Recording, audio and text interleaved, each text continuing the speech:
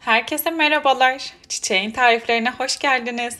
Bugün sizlerle bu nasıl bir doku, bu nasıl bir yumuşaklık dediğim inanılmaz güzel yumuşacık pamuk gibi bir borcam pastası tarifi hazırlıyoruz. Sütlü şerbetiyle triliçeye rakip olacak şahane yumuşacık bir pasta tarifi olacak.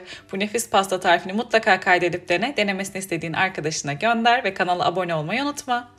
İlk olarak pastanın kremasını hazırlayarak başlıyorum. Bunun için 1 litre sütün içerisine 1 su bardağı toz şeker, 3 yemek kaşığı dolusu un ve 2 yemek kaşığı dolusu buğday nişastasını ekliyorum.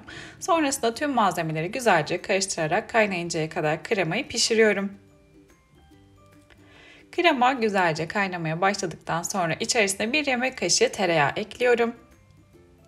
Ve bir pakette şekerli vanilin ilave edip tereyağı eriyinceye kadar tekrar güzelce kremayı karıştırıyorum ve ardından kremayı ocaktan alıp oda sıcaklığına gelinceye kadar dinlendiriyorum. Bu aşamada kremanın kapağını kapatırsanız eğer kabuk tutmayacak ve rahatlıkla daha güzel soğuyacaktır. Pastanın pandispanyası için 4 tane yumurtanın üzerinden 1 su bardağı toz şekerini ekliyorum. Ve bir pakette şekerli vanilini de ekledikten sonra yumurtalar ve toz şekeri yumurtaların rengi iyice açılıp köpük köpük krema kıvamına gelinceye kadar çırpıyorum.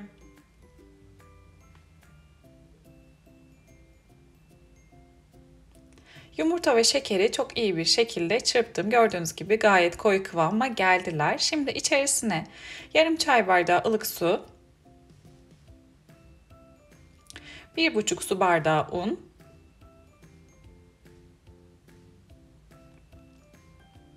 ve bir paket hamur kabartma tozunu ekliyorum. Ardından kek malzemelerini tekrar güzelce karıştırıyorum.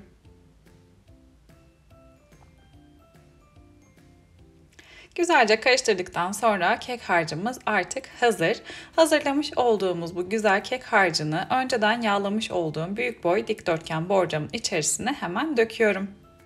Kek harcını güzelce döküp her yere eşitçe yayılmasını sağladıktan sonra hazırlamış olduğum keki soğuk fırına veriyorum. 180 dereceye ayarlayıp yaklaşık yarım saat kontrollü şekilde pişiriyorum.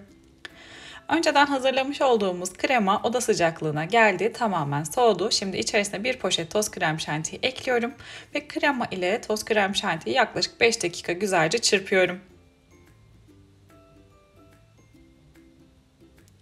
Kremayı iyice çırptıktan sonra şahane ipeksi bir kıvama geliyor. Şu şekilde göstereyim size. Çok güzel yumuşacık bir pasta kreması oluyor. Şimdi kremamızı da kenara aldık. Keki ıslatmak için sütlü şerbetini hazırlayalım.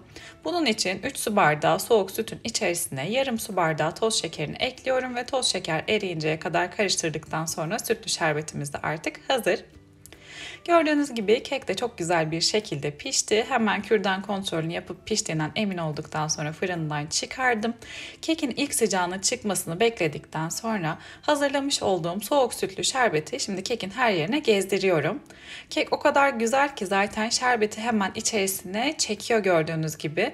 Şerbetin tamamını dökerken size göstermek istedim ki ne kadar hızlı bir şekilde şerbeti içine çektiğini görün diye.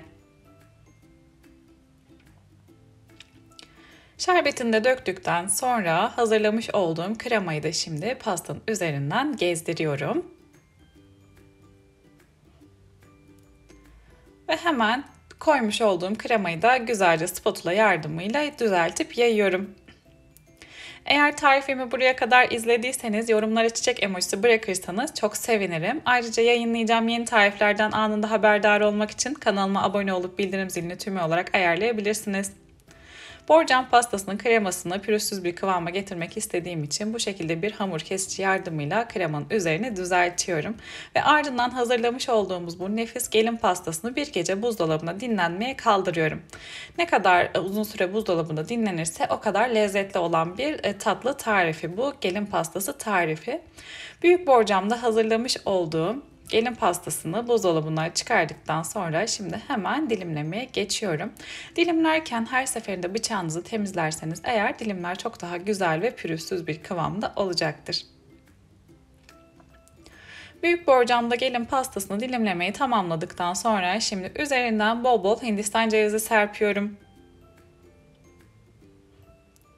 Ben bilerek Hindistan cevizini sonradan serptim. Çünkü dilimlerken kremayla Hindistan cevizi karışıp kötü bir görüntü olabiliyor. O yüzden siz de bu şekilde ayarlayabilirsiniz.